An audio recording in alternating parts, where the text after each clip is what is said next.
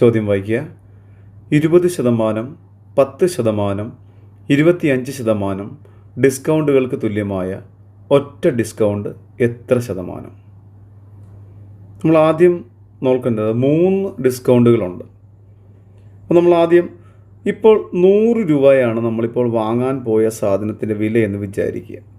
നമ്മൾ വാങ്ങിക്കാൻ പോയ സാധനത്തിൻ്റെ വില എത്രയാണ്? 100 രൂപയാണ്. അപ്പോൾ ആ 100 രൂപയുടെ സാധനമാണ് എനിക്കവർ ആദ്യം എത്ര ശതമാനം ഡിസ്കൗണ്ട്? 20% ഡിസ്കൗണ്ട് തന്നു എന്ന് വെച്ചാൽ എത്ര ശതമാനമാണ്?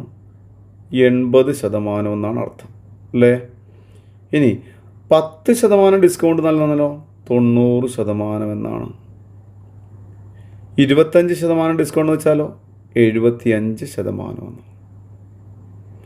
അപ്പോൾ 20% ഡിസ്കൗണ്ട് എന്ന് വെച്ചാൽ 80%, 10% ഡിസ്കൗണ്ട് വെച്ചാൽ 90%, 25% ഡിസ്കൗണ്ട് എന്ന് വെച്ചാൽ 75%.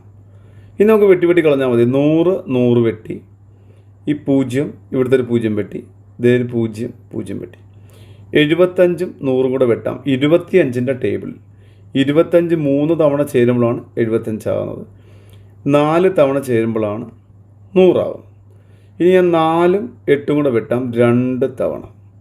ഇനി എല്ലാം കൂടെ ഗുണിച്ചാൽ മതി. ഒരു 2, ഒരു 3, ഒരു 9 ഉണ്ടോ? അപ്പോൾ 3 2 6, 6 × 9 54 എന്ന് കിട്ടി അല്ലേ? എന്ന് വെച്ചാൽ എന്താണ്? 100 രൂപയുടെ വസ്തു എനിക്ക് 54 രൂപയ്ക്ക് കിട്ടി. എന്ന് വെച്ചാൽ എനിക്ക് എത്ര രൂപ കുറഞ്ഞ് കിട്ടി? 100 രൂപയുടെ വസ്തുവാണ് ഞാൻ വാങ്ങിക്കാൻ ചെന്നത്.